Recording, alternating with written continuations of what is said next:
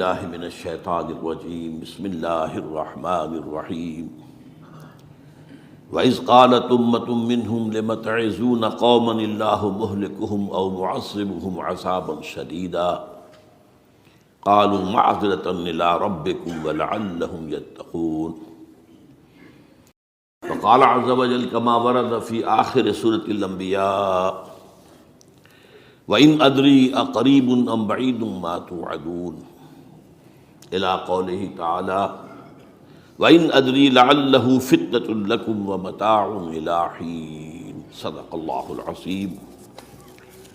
وعن سلمان الفارسی رضی اللہ تعالی عنہ قال قال رسول اللہ صلی اللہ علیہ وسلم لا يرد القضاء إلا الدعاء ولا يزيد في العمر إلا البر رواہ الامام الترمذی رحمہ اللہ۔ رب اشرح لی صدری ویسر لی امری واحلل عقدۃ من لسانی یفقہوا قولی۔ اللہم ربنا الہمنا رشدنا واعذنا من شرور انفسنا، اللہم ارنا الحق حقا وارزقنا اتباعہ وارنا الباطل باطلا وارزقنا اجتنابہ، آمین یا رب العالمین۔ حضرات، اگر انسان اس بات پر غور کرے کہ انسانی زندگی کی سب سے یقینی شے کون سی ہے جس میں کسی شک و شبہ کی گنجائش نہیں، زندگی کی سب سے بڑی حقیقت موت ہے جسے ہم بھلائے رکھتے ہیں۔ اگر کسی عزیز کی نماز جنازہ پڑھتے ہیں تب بھی یہ خیال نہیں آتا کہ اس وقت ہم بھی ہو سکتا تھا کہ یہاں پر بجائے ان کے میرا لاشا ہوتا۔ کچھ تھوڑی سی تو ہوتی ہے، قبر میں جب اتارتے ہیں کسی عزیز کو تو کچھ نہ کچھ احساسات کے اندر کچھ حرکت ہوتی ہے، لیکن بس واپس آنے کے بعد پھر آدمی بھول جاتا ہے موت۔ لیکن قرآن مجید نے لفظ یقین استعمال کیا ہے موت کے لیے۔ سورہ حجر کی آخری آیت ہے، حضور سے خطاب کر کے فرمایا وَاعْبُدْ رَبَّكَ حَتَّى يَأْتِيَكَ الْيَقِينُ۔ اے نبی، آپ تو اپنے رب کی بندگی میں لگے رہیے، اس کی اطاعت میں، اس کی فرما برداری میں، یہاں تک کہ موت آ جائے۔ تو سب سے یقینی شے حیات انسانی کی موت ہے۔ اسی طرح اس کائنات کی سب سے یقینی شے قیامت ہے۔ کچھ عرصے پہلے تک جب سائنس آئی تھی، خاص طور پر نیوٹن کا دور تھا، آپ کو یاد ہوگا بہت سو کو جو اصول تھے، میٹر از انڈسٹرکٹیبل، میٹر ڈسٹرائے نہیں ہو سکتا۔ عام گمان یہ تھا کہ کائنات ہمیشہ سے ہے، ہمیشہ رہے گی۔ یہ اس دور کا یہ تھا جو ذہنوں میں تصور تھا، جس کو نیوٹونین ایرا آف فزکس کہا جاتا ہے، فزکس کا نیوٹن کا دور۔ اور ویسے وہ بابا آدم ہے، ماڈرن فزکس کا باپ جو ہے وہ اس میں کوئی شک نہیں، نیوٹن ہے۔ ڈاکٹر مائیکل ہارٹ کی کتاب کا کئی دفعہ تذکرہ میں نے کیا آپ سے کہ تاریخ انسانی کے 100 اشخاص چن لیے جنہوں نے تاریخ کے دھارے کو رخ موڑا، اور ان 100 میں پھر گریڈیشن قائم کی، a selection and gradation of the 100 most influential personalities of human history۔ Number 1 پر حضور کو لایا، نمبر 2 پر نیوٹن کو لایا۔ یہ ساری جو آپ دیکھ رہے ہیں سائنس کی ترقیاں اور اس کے اکتشافات، انکشافات، ایجادات، یہ سب جو ہے اس کا بابا آدم نیوٹن ہے۔ لیکن نیوٹونین فزکس کے اندر بہت سی خامیاں تھیں جو بعد میں واضح ہوئی ہیں، اور آج کا دور آئنسٹائن ایرا کہلاتا ہے یہ۔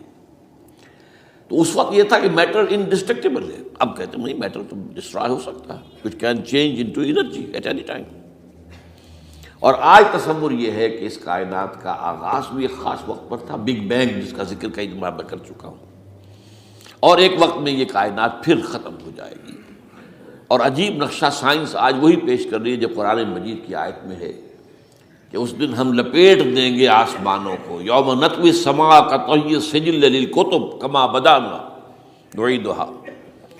یہ جس طریقے سے کہ پھل جھڑی ہوتی ہے ایک، وہ اس طریقے سے پھیلتی ہے پھل جھڑی، تو اس طریقے سے یونیورس پھیلی ہے، اس کی گیلیکسیز جو ہیں پھیلی ہیں، اور پھر یہ ریورس ایکشن اسی طریقے سے ہوگا، یہ لپیٹ لیا جائے گا جیسے کہ پچھلے زمانے میں کتابوں کے تومار ہوتے تھے۔ کتابیں اس طرح کی نہیں ہوتی تھی مجلد جو آپ دیکھتے ہیں، بلکہ یہ کہ ایک کاغذ ہو گیا پورا لکھ لیا، اب یہاں پر کچھ گوند لگایا، دوسرا کاغذ لگا دیا، اس کو طے کر لیا، اب اس کے بعد تیسرا کاغذ یہاں لگا دیا، یہ طے کرتے چلے آ رہے ہیں۔ اس کو اسکرولز کہتے تھے، دی ڈیڈ سی اسکرولز بہت مشہور ہوئے ہیں کہ یہ جو بحیرہ مردار ہے اس کے قریب کی کچھ غاروں میں سے انجیل کے بہت پرانے مینuscripts جو برآمد ہوئے تھے، تو ان کو ڈیڈ سی اسکرولز کہتے ہیں۔ تو یہی ہے۔ بہرحال میں نے عرض کیا کہ انسان کی انفرادی زندگی کی سب سے بڑی حقیقت موت، اس کائنات کی سب سے بڑی حقیقت قیامت۔ قیامت سے پہلے کے بارے میں ایک حقیقت ہے جس پر کہ ہر مسلمان کو یقین رکھنا چاہیے، اور وہ یہ ہے کہ اس قیامت سے پہلے پوری دنیا میں حق کا بول بالا ہوگا۔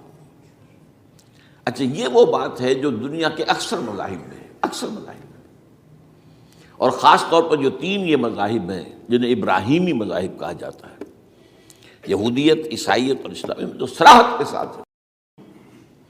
یہود کے ہاں بھی عقیدہ موجود ہے، عیسائیوں کے ہاں بھی ہے، مسلمانوں کے ہاں بھی ہے، کہ اس سے پہلے، اس کائنات کے ختم ہونے سے پہلے، اس زمین کی قیامت آنے سے پہلے اس پر اللہ کا دین غالب ہوگا، کنگڈم آف ہیون آن ارتھ۔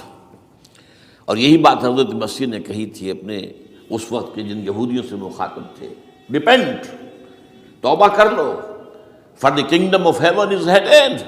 اب جو وہ ہے آسمانی بادشاہت آیا چاہتی ہے، وہ آسمانی بادشاہت تھی حضور کا ظہور صلی اللہ علیہ وسلم، جس سے کہ وہ آسمانی بادشاہت قائم ہوئی اور پھر پھیلی کتنے بڑے علاقے میں، لیکن بہرحال پوری دنیا میں نہیں پھیل سکی۔ وہ اس کے اسباب کیا تھے وہ اس وقت میرا موضوع نہیں ہے، لیکن پھیلنا ہے اس کو۔ اس سے قبل کیا ہونا ہے، یہ جو تیسری بات میں نے کہی ہے، اس پر آپ کو یقین ہونا چاہیے، اس لیے کہ احادیث صحیح آ گئی ہے۔ قرآن مجید کا سغرا کبرا دلالت کرتا ہے اس پر کہ حضور کو بھیجا گیا غلبہ دین کے لیے، اور بھیجا گیا پوری نوع انسانی کے لیے۔ تو جب تک پوری نوع انسانی پر دین غالب نہ ہو، حضور کا مقصد بعثت ابھی مکمل نہیں ہے۔ اسی کو اقبال نے کہا تھا، وقت فرصت ہے کہاں، کام ابھی باقی ہے، نور توحید کا اتمام ابھی باقی ہے۔ یہ چمن معمور ہوگا نغمہ توحید سے، ایک وقت آئے گا کہ پورا یہ قرہ جو ہے نغمہ توحید کے ساتھ اس کا جو ہے گونج جائے گا، لیکن یہ کہ ابھی تو نہیں ہوا ہے، نہ ہونا ہے۔ اس سے پہلے کا معاملہ ایک ہے کہ جس کی خبریں دی گئی ہیں، اور وہ ہے کہ قیامت میں اس نظام دین حق کے غالب ہونے سے پہلے بڑی خوفناک جنگوں کا ایک سلسلہ ہے جس کی خبریں دی گئی ہیں۔ یہ یہود کے ہاں بھی ہیں خبریں موجود، عیسائیوں کے ہاں بھی ہیں۔ جو بائبل کا آخری باب ہے، ریولیشنز آف سینٹ جان، وہ کاشفات یوحنا ترجمہ کیا جاتا ہے، اور حضور کی احادیث میں بھی موجود ہے۔ ملاحم، باب الملاحم، یہ بہت سی کتابوں کے اندر باقاعدہ ابواب ہیں، ایک باب، باب الملاحم، جنگوں کا باب۔ ان میں سے ایک جنگ وہ ہے جسے کہا ہے اس یوحنا کی مکاشفات میں آرمگیڈان، اور غالباً اسی کو حضور نے قرار دیا ہے الملحمۃ العظمیٰ، عظیم ترین جنگ، الملحمۃ الکبریٰ۔ تو یہ بھی یقینی چیزیں ہیں کہ جو ہونے والی ہیں۔ یہ ملاحم کیوں ہوں گے؟ آپ اس میں اچھی طرح سمجھ لیجئے کہ اس میں ایک تو ہے عذاب اکبر جو آئے گا یہودیوں پر، ایک ہے عذاب اصغر جو آئے گا مسلمانوں پر۔ میں نے یہ آج سے 20 سال پہلے کتاب لکھی تھی، وہ جو مختلف، پہلے تو وہ نوائے وقت کے اندر کالم کی شکل میں شائع ہوئی تھی، پھر یہ کہ موجودہ اور سابقہ مسلمان امتوں کا ماضی، حال اور مستقبل، غالباً اس وقت آؤٹ آف پرنٹ ہے وہ کتاب۔ بہرحال جن کو بھی دلچسپی ہو وہ اسے کہیں سے حاصل کر لیں، لائبریری سے، مکتبے سے مل جائے گی، اور پڑھے اس کو۔ یہ 20-22 سال پہلے کی بات ہے، کوئی آج کی بات نہیں۔ تو اس میں ان تمام چیزوں کا میں نے تذکرہ کیا ہے، اس لیے کہ عذاب اکبر اس کو کہتے ہیں کہ کسی قوم کا نام و نشان مٹا دیا جائے۔ یہ عذاب اکبر آتا تھا صرف ان قوموں پر جن کے طرف رسول بھیجے گئے، اور قوموں نے بحثیت مجموعی رسولوں کا انکار کیا، ان پر وہ عذاب آئے، اسے عذاب استیصال بھی کہتے ہیں۔ فقطع دابر القوم الذین ظلموا، ان کی جڑ کاٹ دی گئی۔ ایک جڑ کاٹنا ہوتا ہے، درخت کو کاٹنا ہوتا ہے، درخت تو کٹے گا تو پھر دوبارہ جڑ میں سے شاید وہ نکل آئے، لیکن نہیں، جڑ سے اکھیڑ۔ لا یری الا مساکنہم، یہ عذاب جو ہے اب کسی قوم پر نہیں آ سکتا، اس لیے کہ اب کوئی رسول تو آئے گا ہی نہیں، لیکن ایک قوم پر یہ تاریخ کے قرضے کی حیثیت سے موجود ہے، اور وہ قوم یہود ہے۔ ان کی طرف رسول بھیجے گئے حضرت عیسیٰ ابن مریم، رسولا الی بنی اسرائیل، اور انہوں نے یہ بات تو بہت دور کی تھی کہ مانتے انہیں اور ان پر ایمان لاتے، الٹا جو کچھ کیا ہے آپ کو معلوم ہے، انہیں ولد الزنا قرار دیا، جادوگر قرار دیا، واجب القتل قرار دیا، اور اپنے بس پڑتے سولی پر چڑھوا کر دم لیا۔ حالانکہ بار ہوا یہ نہیں ہے، اللہ نے انہیں اس سے پہلے ہی زندہ اٹھا لیا آسمان پر، دوبارہ وہ آئیں گے۔ بہرحال لیکن اس قوم کے اوپر وہ عذاب جو ہے وہ قرض ہے تاریخ کا، وہ قرض ادا ہوگا۔ حضرت مسیح علیہ السلام ہی آئیں گے دوبارہ، اور ان کے ہاتھوں اس امت کا خاتمہ ہوگا، ایک ایک فرد ختم ہو جائے گا۔ یہ جب میں نے یہ باتیں کہی تھی تو امریکہ میں یہودیوں نے بڑا شور مچایا، میرے خلاف جو ہے ان کی ایک مہم نکلی یہودیوں کی طرف سے کہ اس کی کتابیں وغیرہ، اس کے ویب سائٹ بند کرو، یہ جو ہے اینٹی سیمیٹک ہے، یہ کہتا ہے سب یہودی قتل ہو جائیں گے۔ یہاں پر بھی جو میرے ساتھ ایک ڈائلاگ کرنے کے لیے کوئی 12-13 پروفیسر آئے تھے امریکہ وغیرہ سے، ان میں سے جو یہودی تھا تو اس نے بہت ناراضگی کا اظہار کیا، آپ کہتے ہیں سارے یہودی ختم کر دیے جائیں گے، یہ بات ظاہر بات ہے پیلیٹیبل نہیں ہے۔ لیکن پھر ہمارے ساتھی جو وہاں پر تھے امریکہ میں پریشان ہوئے کہ آپ کے خلاف یہاں پر اب یہ مہم شروع ہو گئی ہے، تو میں نے بتایا کہ یہ تو جو زائنسٹ ہے، جوش زائنسٹ، اور اس کے ساتھ ہے کرسچن زائنسٹ۔ کرسچن زائنسٹ کا رسالہ نکلتا ہے ٹرمپٹ، دی فلاڈلفیا ٹرمپٹ، اس کے مدیر نے خود لکھا ہے کہ 80% یہودی قتل ہو جائیں گے۔ اس کو میں نے یوں سمجھا ہے کہ 20% وہ ہوں گے کہ جو حضرت مسیح کی آمد ثانی پر ایمان لے آئیں گے، وہ بچ جائیں گے، لیکن باقی جو اڑے رہیں گے اس کے بعد بھی تو وہ ختم کیے جائیں گے۔ تو یہ عذاب الاکبر جو ہے تاریخ کا ایک قرض ہے کہ جو ادا ہوگا، ورنہ کسی اور قوم پر یہ عذاب اکبر اب نہیں آ سکتا۔ لیکن دوسرے درجے میں یہ عذاب ہوگا امت مسلمہ پر۔ امت مسلمہ بھی تو عذاب کی مستحق ہو گئی، وہ عذاب جو یہودیوں پر بہت پہلے آئے تھے، ضربت علیہم الذلۃ والمسکنۃ وباؤوا بغضب من اللہ، یہ تھا کہ نہیں تھا؟ حالانکہ انہوں تو یہ خیال تھا کہ we are the chosen people of the Lord, ہم تو اللہ کی منتخب قوم ہے، وی آر دی، قرآن کہتا ہے کہ ان کا قول یہ تھا نحن ابناء اللہ واحباؤہ، ہم تو اللہ کے بیٹوں کی طرح ہیں اور اللہ کی جو ہے بہت چہیتے ہیں۔ کہ عذاب آئے، نبوکڈنضر کے ہاتھوں آیا، اسیرینز کے ہاتھوں آیا، پھر یونانیوں کے ہاتھوں، الیگزینڈر دی گریٹ کے ہاتھوں آیا، پھر رومنوں کے ذریعے سے آیا، اور پچھلی صدی میں جرمنوں کے ذریعے سے آیا۔ تو عذاب آئے، یہ عذاب تو، لیکن قوم ختم نہیں ہوئی، وہ عذاب اکبر نہیں تھے، یہ عذاب مختلف حصوں میں آئے اور بڑی بڑی تباہیاں آئیں، لیکن وہ عذاب اکبر نہیں تھے۔ اسی طرح کے عذاب ہم پر بھی آئے، ہم پر کروسیڈرز آئے اور لاکھوں مسلمان قتل ہوئے۔ یروشلم ہمارے ہاتھ سے 88 برس تک نکلا رہا، اور اس پر عیسائیوں کا قبضہ رہا، ندیاں خون کی بہہ گئی مسلمانوں کی، اور پورا میڈیٹرینین کا ایریا جو ہے تقریباً قبضے میں رہا ہے عیسائیوں کے۔ پورا یورپ اس وقت آیا تھا، یہ جو کروسیڈر 250 برس تک وہ جاری رہے، waves after waves of the crusaders coming and attacking and conquering this cities, یہ جتنی بھی فلسطین وغیرہ کا علاقہ ہے اس کے اندر بھی ان کا اثار ہے، اور شام کا علاقہ ساحلی۔ پھر آپ کو معلوم ہے ہمارے اوپر عذاب اس سے بھی بڑا، اس سے کئی گنا بڑا آیا تاتاریوں کے ہاتھوں، کروڑوں کے قریب انسان جو ہے مسلمان قتل ہوئے۔ پھر اس کے بعد آپ کو معلوم ہے کہ پھر یہ یورپین کولونیلزم آ گیا، جیسے ان پر آئے تھے یونانی اور پھر رومی اور اب پھر جرمن، ہم پر آئے انگریز آئے، کہیں ولندیزی آئے، کہیں ڈچ آئے، کہیں ہسپانوی آئے، کہیں اطالوی آئے، کہیں اسپینیئرز آئے، اور پورا کا پورا عالم اسلام ان کے زیر نگی آیا کہ نہیں آیا، دی کلونیل ایرا جسے آپ کہتے ہیں۔ تو وہ عذاب ابھی اس امت کے اوپر اور باقی ہے، ایک قرض ہے، اور وہ کیا ہے؟ یہ کلونیل ایرا جب ختم ہوا ہے، ہم آزاد ہونے شروع ہوئے، اب یہ ہمارے لیے ایک امتحان کا مرحلہ تھا بہت بڑا۔ آزاد ہو کر تم کیا کرتے ہو؟ پہلے تو ہم کہہ سکتے ہیں کیا کریں، ہمارے اوپر تو ہم تو مجبور ہیں، ہمیں غلام بنا لیا انگریزوں نے آ کر، ہمیں فرانسیسیوں نے غلام بنا لیا، ہمیں اطالویوں نے غلام بنا لیا، ان کی طاقت کے آگے ہم بے بس ہیں، لاچار ہیں. ٹھیک ہے، لیکن اب آزادی دے کر فَيَنظُرَ كَيْفَ تَعْمَلُونَ، اب تمہیں آزادیاں دے کر پھر اللہ دیکھے گا تم کرتے کیا کیا ہم نے. جو مسلمان قوم ملک آزاد ہوا اس نے یا تو اپنا قبلہ بنایا واشنگٹن کو یا بنایا ماسکو کو، کسی نے قرآن کو اپنا امام نہیں بنایا.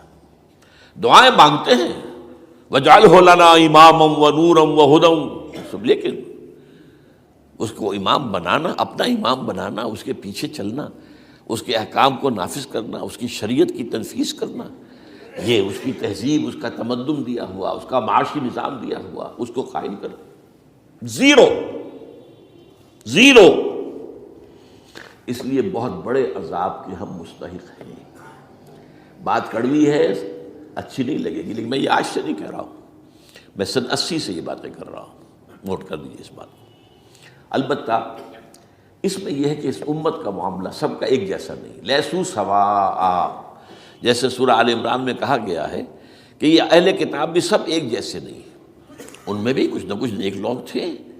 امت قائمۃ آناء اللیل، راتوں کو کھڑے رہنے والے، عبادت کرنے والے موجود تھے.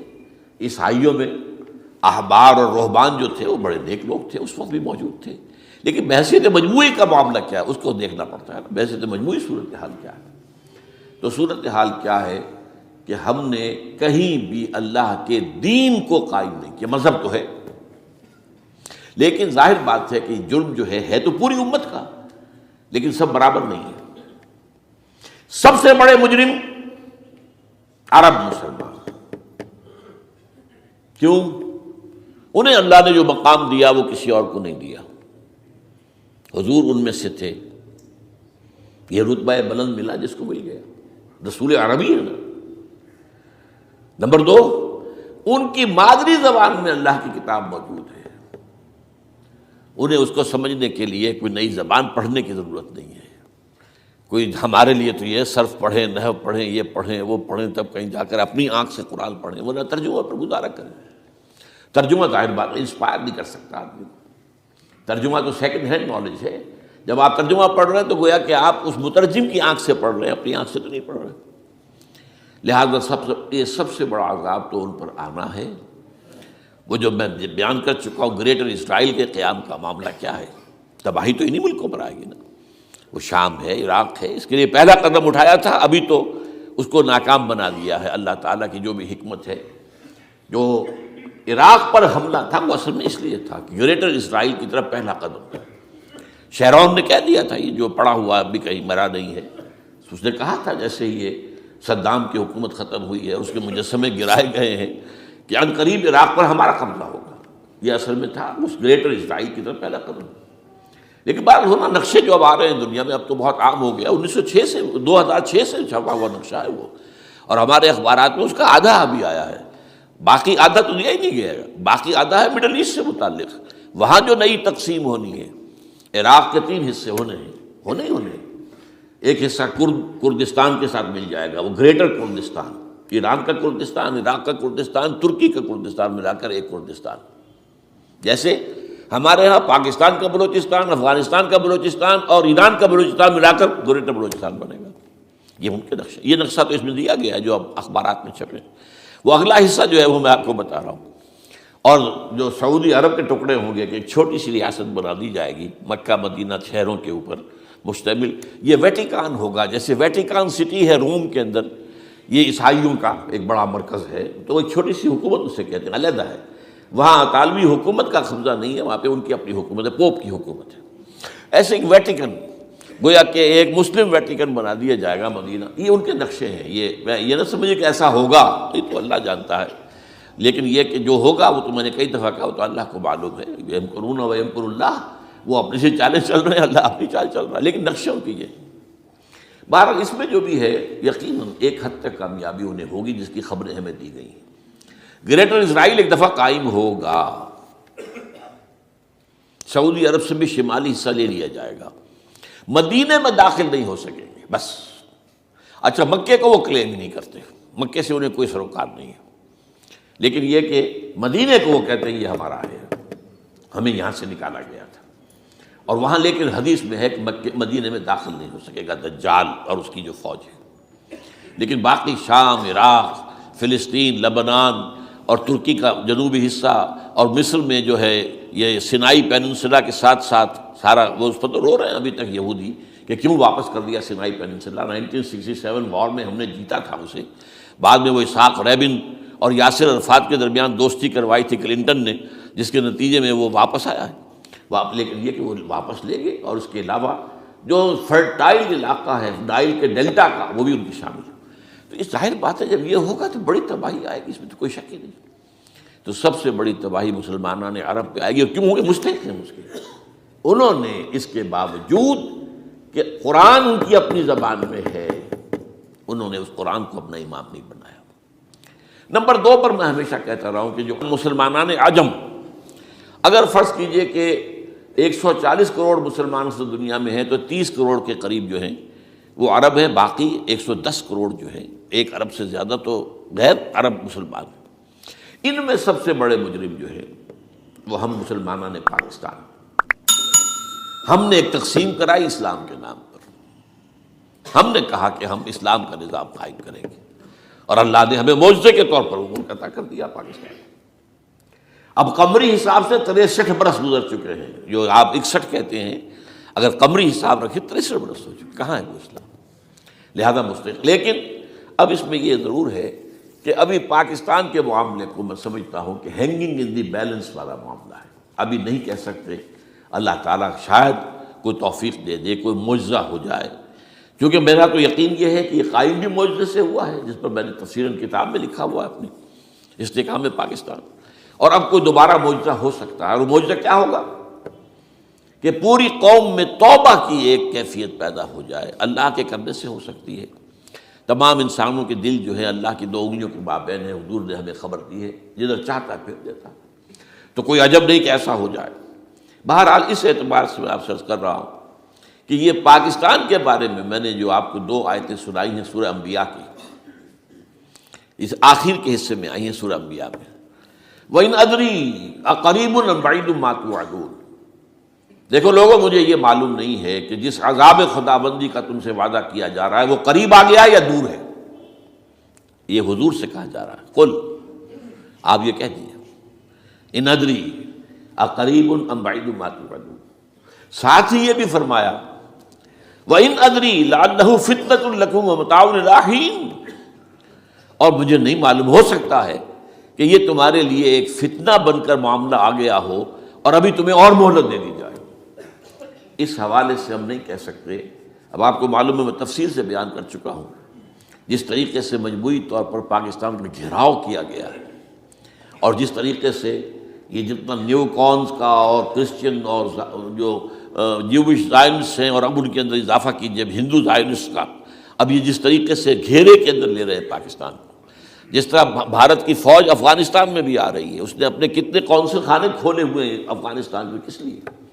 جو کچھ وہ ہو رہا ہے بلوچستان کے اندر، جو کچھ ہمارا پورا صوبہ سرحد ہے، اور اس سے آگے بڑھ کر جو کچھ کراچی میں ہو رہا ہے، یہ سارے معاملات جو ہیں وہ دیکھ لیجئے تو گویا کہ باہر سے ہمارا گھیراؤ مکمل ہو چکا ہے، اور اس میں یہ ہے کہ تازہ جو بمبئی کے اندر جو ہوئے ہیں معاملات وہ نوٹ کیجئے کس طریقے سے اب اسے کہا جا رہا ہے کہ کچھ مسلمانوں نے کیا ہے، حالانکہ اس کے اندر سب سے بڑا ثبوت یہ ہے کہ ایک ہندو ہیمنت، جس نے کہ وہاں ساری تحقیقات کی کہ سمجھوتا ایکسپریس کو جو اڑایا تھا کس نے اڑایا تھا، اس کی انہوں نے کہا جب کی ہے تحقیقات، اب یہ اس کو گیو دم دی کریڈٹ، ہندو قوم کے اندر کم سے کم یہ بھی بات موجود ہے، جہاں وہ بدماشیاں ہیں وہاں یہ بھی ہے، یہ خیر بھی ہے، جہاں برائیاں ہیں ان کے اندر وہ خوبیاں بھی ہیں۔ ان کا ایک کمیشن ہے، اس نے صاف ایک ہندو کو، اور ہندو بھی سرونگ کرنل کہا یہ ہے ماسٹر مائنڈ، اس نے کروایا، اور وہ گرفتار ہوا، serving kernel of Bharat army. تو اب ظاہر بات ہے کہ اس کو مارا گیا ہے بمبئی میں، اس کو مسلمان کاہے کو مارے گئے؟ مسلمانوں کا تو وہ کہ محسن تھا، وہ مسلمان کس وجہ سے اسے مارے گئے؟ اسے مارنے والے کون ہیں؟ وہی ہندو زائنسٹ کہہ لیجئے ان کو، یا ہندو تشدد پسند کہہ لیجئے، جو پاکستان کو ختم کرنے پر تلے بیٹھے ہوئے ہیں۔ یہ ان کا در حقیقت کام ہے کہ اس شخص نے اتنی بڑی حرکت کی کہ ہمیں جو ہے ہماری سازش کو بے نقاب کر دیا۔ تو اصل میں لیکن یہ سب کچھ جو ہو رہا ہے وقتی طور پر تو بہت زیادہ طوفان اور جوش آیا تھا، معلوم ہوتا تھا کہ شاید 9/11 والا معاملہ جو تھا نیو یارک کا، اس کے نتیجے میں جو ایک دم امریکہ جو ہے نکلا ہے غصے کے اندر، اور پوری قوم اس کی کھڑی ہو گئی اور پوری دنیا جمع ہو گئی افغانستان پر حملے کے لیے، شاید ایسا معاملہ ہو جائے. لیکن نہیں، اللہ کا شکر ہے کہ یہ معاملہ جو ہے ان ادری لعلہ فتنۃ لکم ومتاع الی حین. ابھی کل کی جو تازہ ترین رپورٹ ہے وہ یہ ہے کہ اوباما کو بریفنگ دی گئی ہے کہ پاکستان کے جو نیوکلیئر بامبس ہیں وہ ولنریبل ہیں، اور ان کے اندر اندیشہ ہے کہ وہ جو ہے شدت پسندوں کے ہاتھ میں نہ پڑ جائیں. اس کو کوئی نہ کوئی بہانہ انہوں نے بنانا، یہ جو میں آپ سے عرض کر چکا ہوں. کچھ ہمارے لوگوں کو یہ امیدیں ہو گئی تھیں براک اوباما کے آنے سے. یہ میں نے پھر اس کے بعد ایک مضمون میں پڑھا ہے، آپ کے لیے بھی نئی بات ہوگی. براک کا لفظ جو ہے اس میں یہ بھی اسلامی ہے، یہ برکت سے ہے، اس لیے کہ اس کا باپ جو ہے وہ سواحلی علاقے کا، سواحلی زبان جو ہے، کینیا کا ساحلی علاقہ جو ہے وہ سواحلی زبان جو ہے اس میں عربی کی بڑی آمیزش ہے، کیونکہ وہ تو بہت قریب ہے نا، عرب سے کتنا فاصلہ ہے، وہ درمیان میں وہ ریڈ سی ہے، بڑا چھوٹا سا سمندر ہے، تو سواحلی زبان میں عربی اثرات ہیں. تو یہ برکت والی بات، جیسے ہم کہتے ہیں کسی کا نام برکت حسین، برکت علی، تو یہ وہ ہے براک برکت والا، براک حسین اور پھر حسین کا لفظ موجود. تو اس سے بڑی توقعات ہو گئی تھی، لیکن نظر یہ آ رہا ہے کہ جو بش کا ایجنڈا تھا، اس لیے کہ اصل میں اس کی پالیسی بنانے والے میں آپ کو بتا چکا ہوں کوئی ایک فرد نہیں ہوتا وہاں تو پورے ادارے ہیں، بڑے بڑے تھنک ٹینکس ہیں. اور یہ ثابت ہو گیا ہے کہ اس اوباما نے آتے ہی سب سے زیادہ کٹر جو زائرس تھا امریکہ کے اندر، جس کا نام ہی اسرائیل ہے، اسرائیل رحم جو ہے، اسرائیل رحم ایمانویل، اس کو اپنا بنایا chief of the white house staff. اور یہ وہ شخص ہوتا ہے کہ جو گویا کہ جس کے گھیرے میں ہوتا ہے صدر امریکہ کا. صدر سے کون مل سکتا ہے، یہی فیصلہ کرے گا. کون نہیں مل سکتا، یہ فیصلہ کرے گا. کون سی رپورٹ صدر تک جائے گی، یہ فیصلہ کرے گا. کون سی رپورٹ روک لی جائے گی، یہ فیصلہ کرے گا.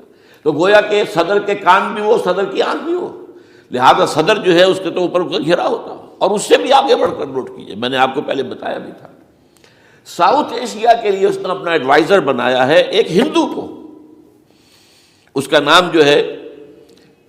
نام ہے سونال شاہ. اور یہ جو ہندوؤں کی ایک تنظیم ہے، جو انتہائی جو ایکسٹریمسٹ ہندو ہیں، وشوا ہندو پریشد، یہ وشوا سری پرشانت ہے، جس کا اسٹوڈنٹ ونگ ہے بجرنگ دل کا یاد. ساؤتھ ایشیا سے مراد بھارت اور پاکستان، اس کے معاملات میں اس کا ایڈوائزر جو ہے سونال شاہ ہے. تو حالات جو ہے اس اعتبار سے انتہائی یوں سمجھیے کہ خطرناک. اور دوسری طرف اندرون معاملہ کیا ہے؟ سائنس کی دو اصطلاحات آپ نے سنی ہوگی، centrifugal forces, centripetal forces. Centrifugal وہ ہوتی ہے کہ جو مرکز سے توڑنے والی ہوتی ہے، بھاگتا ہے ہر ایک مرکز کو چھوڑ کر، یہ سینٹریفیوگل فورسز. سینٹریپیٹل وہ ہوتی ہیں جو مرکز کی طرف لانے والی ہوں، جو ایک مرکز کے گرد لوگوں کو جمع کرے. تو مرکز گریز اور مرکز کی طرف رخ کرنے والی. ہمارے پاس سینٹریپیٹل فورس صرف ایک ہے، وہ اسلام ہے، اور وہ ہے نہیں. ہر چند کہیں کہ ہے، نہیں ہے. کہاں ہے نظام؟ کہاں ہے؟ مذہب تو ہے، مذہب تو انڈیا میں بھی ہے، مذہب امریکہ میں بھی ہے، مذہب کی تو کوئی کمی نہیں ہے. فاسٹسٹ گروئنگ ریلیجن میں نے بارہا کہا ہے دنیا میں مانا جا رہا ہے کہ اسلام، لیکن مذہب دین کہیں نہیں. حضور بھیجے گئے تھے دین کو غالب کرنے کے لیے. هو الذی ارسل رسولہ بالہدی ودین الحق لیظہرہ علی الدین کلہ. سینٹریفیوگل فورسز آپ کو یاد ہوگا، میں نے گنوا دیا تھا ایک دفعہ. آپ کا نارتھ پول کیا ہے؟ NWFP. وہاں حکومت اس نے کن کی ہے؟ وہ اسفند یار ولی، جس کا دادا، جس نے پاکستان میں دفن ہونا گوارا نہیں کیا، جن کا پختہ موقف یہ ہے، اس کے باپ کا بھی ولی خاں کا یہ تھا کہ انگریز نے بنایا ہے، پاکستانی انگریز کا بنایا ہوا ہے، یہ انگریزی سازش کے نتیجے میں وجود میں آیا. And they believe in that. اور اس کے ساتھ مولانا فضل الرحمان ہیں، جن کے والد مرحوم نے یہ کہا تھا کہ اللہ کا شکر ہے ہم پاکستان کے بنانے کے گناہ میں شامل نہیں تھے. یہ ہیں اس وقت وہاں کی فورسز.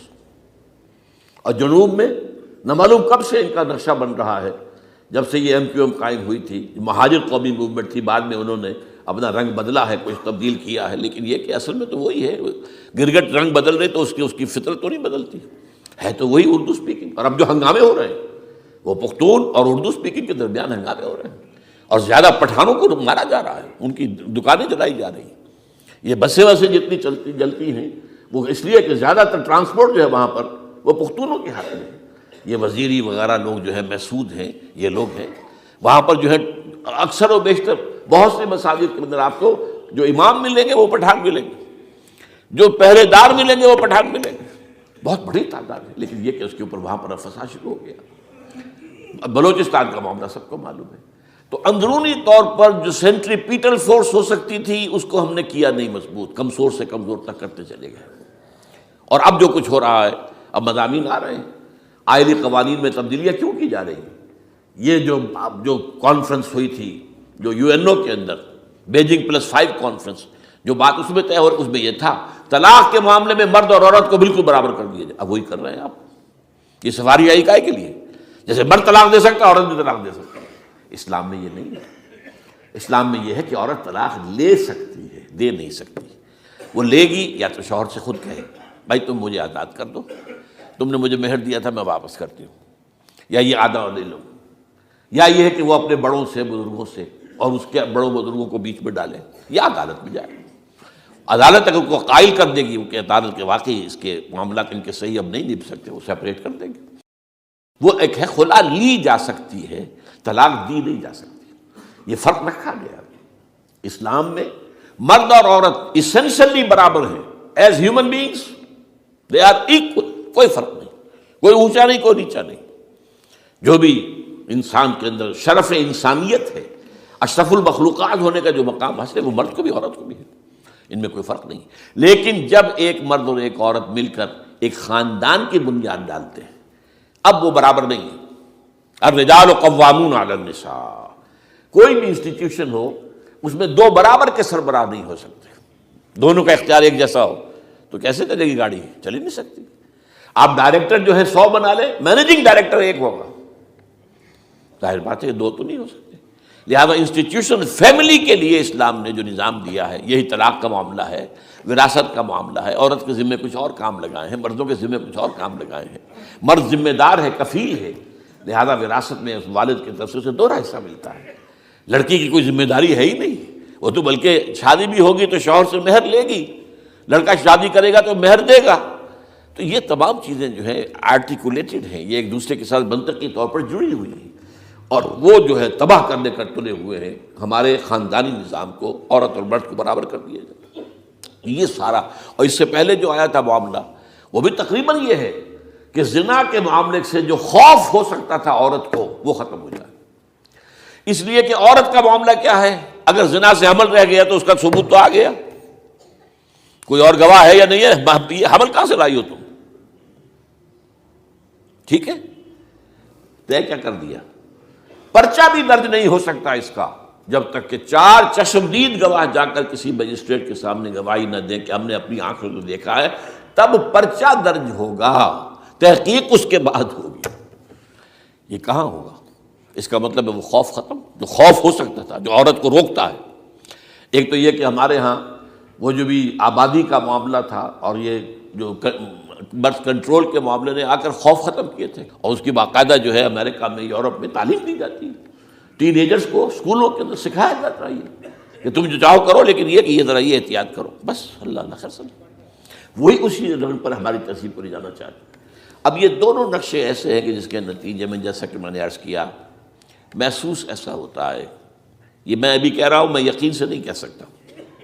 وَإِنْ أَدْرِي لَعَلَّهُ فِتْنَةٌ لَكُمْ وَمَتَاعٌ إِلَىٰ حِينٍ، ہو سکتا ہے، ہوپنگ اگینسٹ ہوپ، ہو سکتا ہے کوئی معجزہ آ جائے اللہ تعالیٰ کی طرف سے، جیسے کہ پہلے معجزہ آیا تھا تو خدایا آن کرم بارے دیگر کو نے اللہ دوبارہ بھی معجزہ دکھا، اور ان تمام سختیوں سے، ان تمام سے ہمیں گزار کر اس کا امکان موجود ہے۔ امکان کو میں نفی نہیں کر سکتا، اس لیے کہ اللہ کی قدرت ہے۔ یخرج الحی من المیت، مردے سے زندہ کو برآمد کرتا ہے۔ ایک قوم مر چکی ہو، اس میں سے ایک زندہ قوم برآمد ہو جائے، جیسا کہ میں نے پچھلے سال جو تحریک چلی تھی جو وہ کلا کہ میں نے کہا تھا کہ مجھے یہ گمان ہوا کہ میں یہ سمجھ بیٹھا تھا کہ یہ قوم بالکل مر چکی ہے، لیکن نہیں، جان ہے۔ یہ میں اس سے پہلے یہ جملہ کہا کرتا تھا، it's no use whipping the dead horse, لیکن میں نے کہا نہیں، جان ہے اس میں۔ ہمارے ہاں کا پڑھا لکھا طبقہ، تعلیم یافتہ لوگ، انہوں نے جو سختیاں جھیلی ہیں، جس طریقے سے کہ مصائب برداشت کر کے انہوں نے اس تحریک کو برقرار رکھا، اب تک رکھا ہوا ہے، یہ بہت بڑا کارنامہ ہے، اور اس سے معلوم ہوتا ہے، اس سے کچھ نہ کچھ امید کی کوئی کرن پھوٹتی نظر آتی ہے۔ لیکن باقی جو لوگ کہتے ہیں کہ نہیں بس یہ تو بنا ہے اللہ کے حکم سے اور قائم رہے گا، ان سے میں کہا کرتا ہوں کہ وہ اللہ کی سنت سے واقف نہیں ہے۔ اللہ کی سنت سزا کی بھی تو ہے نا۔ اللہ تعالیٰ رسی دراز کرتا ہے، ایک دم کھینچ بھی لیتا ہے، یہ بھی اللہ کی سنت ہے۔ مہلت دیتا ہے، پھر ایک دم جو ہے ایک وقت کے اوپر آ کر فیصلہ بھی کر دیتا ہے۔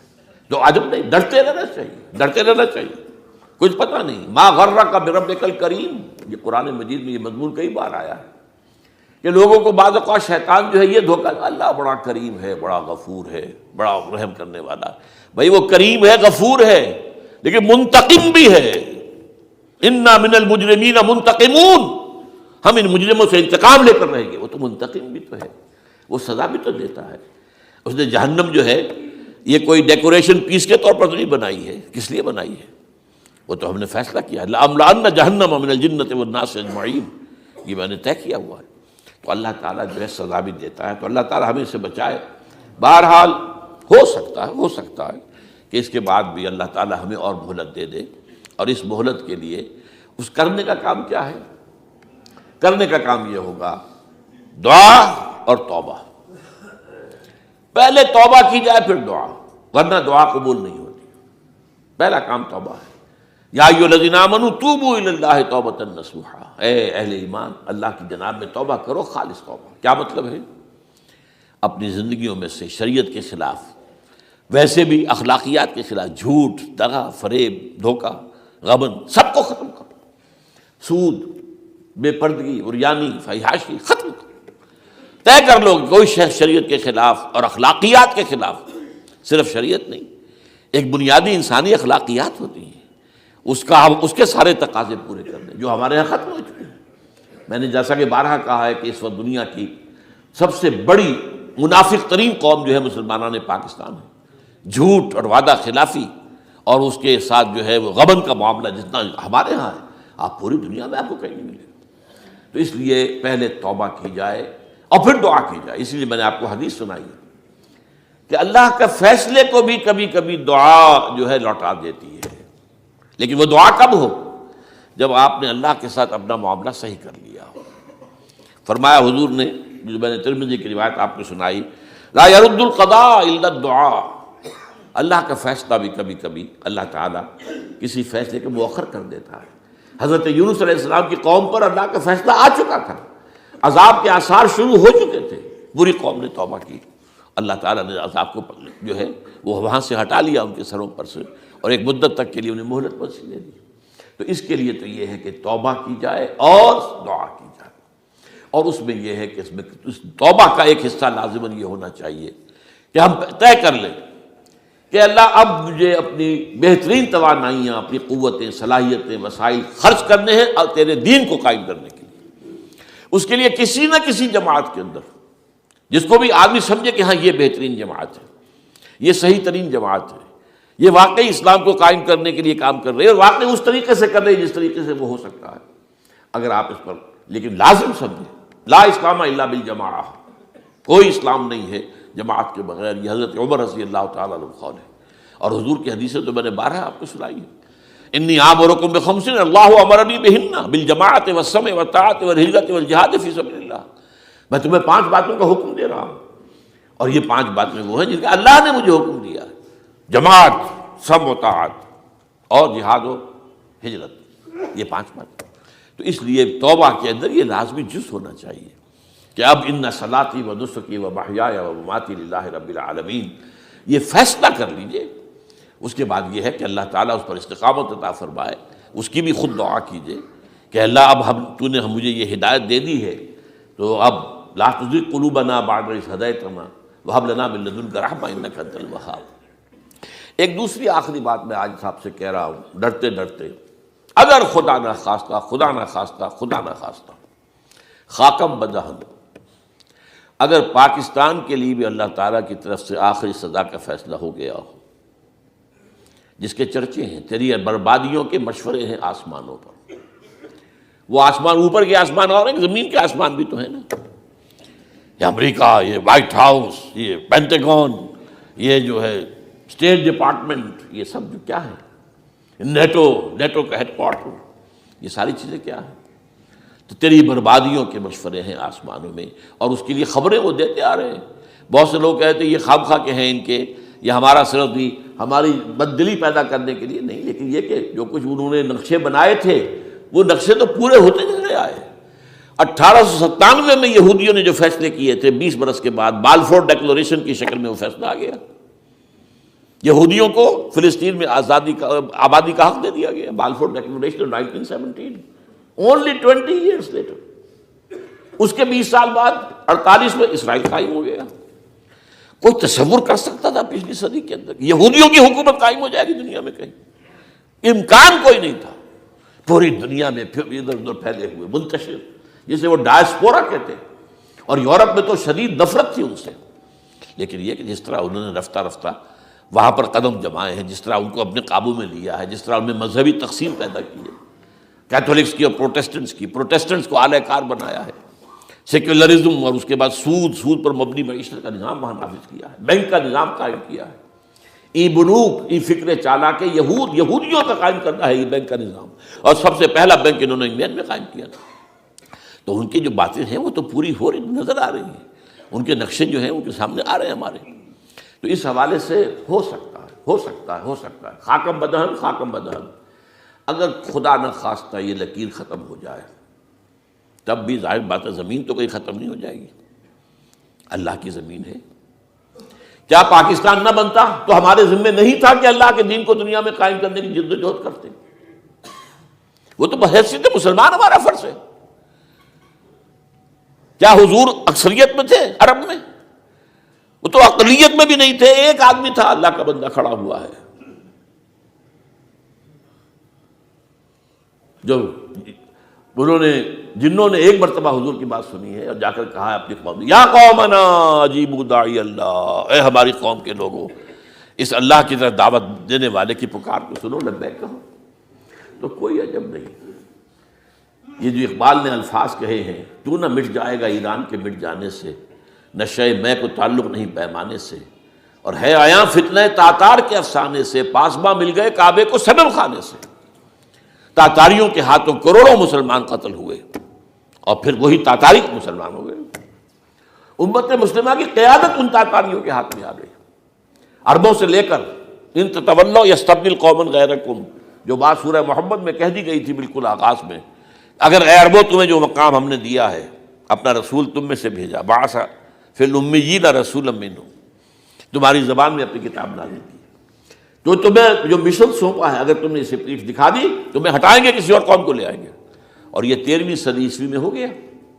1258 میں آخری خلیفہ بنو عباس کا اسے محل سے نکالا ہے مستعصم باللہ کو، اور ایک جانور کی کھال میں لپیٹ کر ڈال دیا ہے گلی میں، اور گھوڑے دوڑا ہوئے اس کے اوپر۔ یہ آخری چراغ گل ہوا ہے بنو عباس کا، جس پر کہا تھا سعدی نے، آسمارا حق بود بر خوب بارد برزمی بر زوال ملک مستعصم امیر المومنین۔ مستعصم باللہ نام تھا آخری خلیفہ کا، اس کی حکومت کے زوال پر آسمان سے خون بھی برسے تو اس کا حق ہے آسمان کو کہ خون کی بارش کرے۔ تو یہ چیزیں ہیں جو کہ نوٹ کرنے کی ہیں۔ اگر خدا نہ خواستہ ایسا ہو جائے تو ظاہر بات ہے کہ اسلام پھر بھی زندہ رہے گا۔ ہم مر سکتے ہیں، اسلام نہیں مرے گا، اسلام کو تو رہنا ہے۔ جیسا کہ حضور نے فرمایا کہ میں آخری رسول ہوں، تم آخری امت ہو، وہ تو یہ ہے۔ البتہ یہ ہے، ہو سکتا ہے ہم سے یہ قیادت چھین کر کسی اور کو دے دی جائے، اور کوئی عجب نہیں کہ ہندوؤں سے ہمیں پٹوا کر ہندوؤں کے ہاتھ میں دے دی جائے۔ تاریخ کی میں مثال دے رہا ہوں، ہے یہاں فتنہ تاتار کے افسانے سے، پاسباں مل گئے کعبے کے صنم خانے سے۔ آخر ہندوستان میں 20 کروڑ مسلمان ہے کہ نہیں، بلکہ زیادہ ہے۔ آپ سوچئے اس ہندوستان کی سرزمین سے شیخ احمد دیدار پیدا ہوا تھا، جس نے پوری دنیا میں عیسائیوں کو جو ہے وہ مناظروں میں شکست دی ہے۔ اسی ہندوستان سے آج ذاکر نائک کھڑا ہوا، پوری دنیا میں ڈنکا بجا رہا ہے، عیسائیت کے خلاف، یہودیت کے خلاف، ہندو مت کے خلاف، ان کی کتابوں سے، ان کے ویدوں سے، ان کے تمام جو اسکرپچرز ہیں ان کے حوالے سے ثابت کر رہا ہے تمہارا دین غلط ہے، تمہارے ہاں تو محمد کی بشارتیں موجود ہیں، دیکھو یہ ہے، یہ کتابیں ہیں، یہ پڑھی انہوں نے۔ میں نے کبھی کہا تھا مولانا علی میاں رحمۃ اللہ علیہ سے کہ مولانا، میں یہ گیا تھا ان کے پاس ملاقات کے لیے، میرا خیال ہے کہ سن 82-83 کی بات ہے، کہ میں اور کسی سے تو توقع نہیں رکھتا لیکن آپ سے توقع رکھتا ہوں کہ آپ زیادہ روشن خیال علماء میں سے ہیں، کہ آپ ندوۃ العلماء لکھنؤ کے اندر آپ سنسکرت کی تعلیم کو لازمی کریں، تاکہ آپ کے فارغ التحصیل لوگ نکلیں تو وہ پڑھ سکیں ویدوں کو کہ ویدوں میں کیا لکھا ہوا ہے، ہندو کے ذہن کو تو سمجھے کہ ہندو کا ذہن ہے کیا، اس کا فکر کیا ہے، اس کی سوچ کیا ہے، اس کے عقائد کیا ہیں، جو وہ ظاہر کر رہے ہیں وہی ہے یا واقعی ان کی کتابوں میں کچھ اور ہے۔ آج ہمارا بھی ظاہر بات ہے کہ آج اسلام جو ہے، کوئی تازیوں کے جلوسوں سے کوئی اسلام کو پہچانے، یا جو پیروں کے مقبروں کے اوپر جو ہے صوفیہ کے جو عرس ہو رہے ہیں اس کے حوالے سے اسلام کو پہچانے گا، تو کیا وہ صحیح اسلام کو پہچانے گا؟ اسی طریقے سے آپ کو ہندو مذہب کا ذہن جو ہے کیا ہے، تو وہ وعدہ کیا کہ ہاں آپ نے بہت اچھی بات کہی ہے۔ 2 سال کے بعد میری ملاقات وہاں ہوئی ایک کانفرنس میں، وہ بھی مدعو تھے، میں بھی تھا شکاگو میں۔ میں نے پوچھا مولانا وہ آپ نے کیا؟ کہ میں تو بھول ہی گیا۔ یہ ہمارے علماء کا اصل میں معیار ہے، نئی بات کو جو ہے کوئی قبول کرنا ان کے لیے اتنا آسان نہیں۔ آج ذاکر نائک کر رہا ہے، ڈٹ کر رہا ہے، ان کے اسکرپچر سے، ان کے حوالوں سے، اپنشد سے، اور تمام جو ان کے جو ہیں ویدوں سے، تو یہ کام جو ہو رہا ہے۔ اسی طریقے سے یہ بھی بات میں آپ کو بتا دوں کہ میرے دورہ ترجمہ قرآن کی جس قدر پذیرائی بھارت میں ہو رہی ہے، پاکستان میں نہیں ہے۔ پاکستان میں تو میرے چینلز بند کر دیے گئے، مجھ پر بہت سے چینلز جو ہیں ان کا دروازہ بند ہے، پی ٹی وی میں تو میرا داخلہ ہی حرام ہے، اور باقی سب نے بند کر دیا گیا۔ ایک جو ہے ہمارے ہاں ایک مائنورٹی کمیونٹی ہے، وہ اتنی زوردار ہے، اور ظاہر بات ہے نیوسنس ویلیو اگر زیادہ ہے تو وہی چیز دنیا میں چلتی ہے۔ آپ کو معلوم ہے بند کرا دیا انہوں نے کچھ عرصے کے لیے، ذاکر کا پروگرام بھی ممبئی میں بند کرا دیا تھا، لیکن وہاں تو کھل گیا، اس لیے کہ کم سے کم ذاکر نے پچھلے دنوں کہا ہے ایک کانگریس ایک اپنے اجلاس کے اندر، اور یہ عجیب بات ہے، اس سے پہلے اس نے کبھی کوئی سیاسی بات نہیں کی، لیکن اس نے یہ بات کہی ہے کہ پہلے تو کہا جاتا تھا ہندوستان میں کہ مسلمان تعلیم حاصل نہیں کرتے، جاہل ہیں، اس لیے پیچھے رہ جاتے ہیں، اور آج جب مسلمان آگے آئے تعلیم میں، تو اب آئی ٹی کے میدان میں دروازہ بند کر دیا گیا مسلمانوں کا۔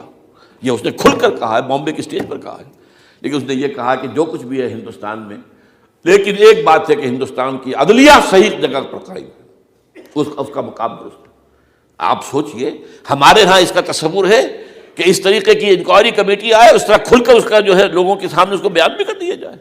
ہمارے ہاں تو کسی انکوائری کمیٹی کی رپورٹ آج تک سامنے آتی ہی نہیں، سب بند، کوئی کمیٹی جو بھی کچھ ہو جائے، اس کے بعد کسی کو پکڑنا، سرونگ کرنیل کو پکڑ لینا، تو عدلیہ قائم ہے۔ جیسے کہ کبھی چرچل نے کہا تھا جب بے انتہا تباہی ہو گئی تھی سیکنڈ ورلڈ وار میں، اور لوگ آئے کہ برباد ہو گئے، تباہ ہو گیا، یہ ہو گیا وہ، اس نے کہا یہ بتاؤ کہ برطانیہ میں عدالتیں کام کر رہی ہیں؟ کہ ہاں، بس ٹھیک ہے، پھر یہ ملک قائم رہے گا۔ یہ معاملہ جو ہے بھارت کے اندر عدالتیں ہیں، چل رہی ہیں، تو اس حوالے سے کوئی عجب نہیں، کوئی عجب نہیں۔ ہمیں اصل میں جیسا کہ میں نے کہا تھا کہ ہم وطن پرست نہیں ہیں، ہم زمین پرست نہیں ہیں۔ وندے ماترم یہ ہمارا ترانہ نہیں ہے، زمین کے پجاری نہیں ہیں، ہمیں پاکستان سے محبت ہے اور پاکستان کا دفاع کریں گے۔ اور بڑے عمدہ بات ہے کہ اس موقع پر جو ہے تمام ہماری جو اپوزیشن پارٹیز ہیں وہ جا کر جمع ہو گئی ہیں، آل پارٹیز کانفرنس کے اندر یکجہتی کا ثبوت دیا ہے۔ یہ اسلام کے لیے ہونا چاہیے، صرف ایک خطہ زمین کے لیے نہیں۔ اصل میں شے جو ہے ہمیں جو مقصود ہے وہ اسلام ہے۔ تو کوئی عجب نہیں ہے کہ جس طریقے سے پچھلے دنوں ہمارے یہ بہت اہم آدمی ہیں، آپ کو معلوم سید قاسم محمود صاحب بے شمار کتابوں کے مصنف ہیں، یہ دلی گئے تھے اور اس سے آگے بھی گئے مختلف جو ہیں یو پی کے شہروں میں۔ انہوں نے واپس اگر جو خط لکھا تھا پھر ندائے خلافت میں شائع بھی کر دیا تھا کہ وہاں تک گلی کوچوں میں آپ کا نام گونج رہا ہے، اس درجے وہاں پر یہ درس قرآن کا معاملہ جو ہے۔ اور اگر آپ نے کبھی پیس ٹی وی پر وہ دیکھے ہوں میرے 10 لیکچر جو میں دے کر آیا تھا آج سے 4 سال پہلے، 15,000 افراد، اور یہ کہنے میں 15,000 نہیں ہے، ورنہ تو اسے 50,000 کا بھی کہا جا سکتا ہے میں کو، وہ تو گنتی اس لیے ہے کہ کرسیاں رکھی گئی تھی 15,000، اور ساری کرسیاں فل تھی اور بھی لوگ کھڑے ہوئے تھے، تو 15,000 پلس۔ کہیں پاکستان میں تو آج تک یہ بات نہیں ہوئی ہے، لیکن یہ کوئی عجب نہیں۔ قرآن مجید میں سورہ انعام میں نقشہ کھینچ دیا گیا ہے، حضور سے کہا گیا اے نبی آپ مایوس اور بددل نہ ہوں، اگر یہ مکے والے ہماری اس کتاب قرآن کی قدر نہیں کر رہے تو ہم نے ایک قوم کو تیار کر رکھا ہے جو اس کی ناشکری نہیں کریں گے، ناقدری نہیں کریں گے۔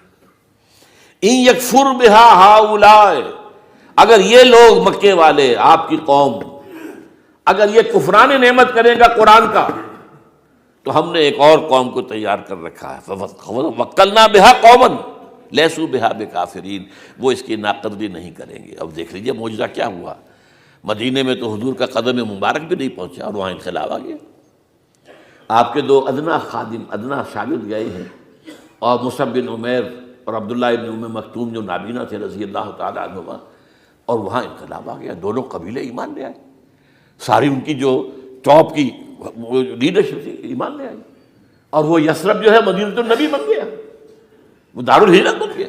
تو کوئی عجب نہیں، تو ہمیں تو چمٹے رہنا اسلام کے ساتھ اور اس کے لیے اپنی جد و جہد کو جاری رکھنا ہے، اور اس ملک کے اندر بھی ہر خیر کی بات کی ہم دعوت دیتے رہیں گے، مشورے دیتے رہیں گے۔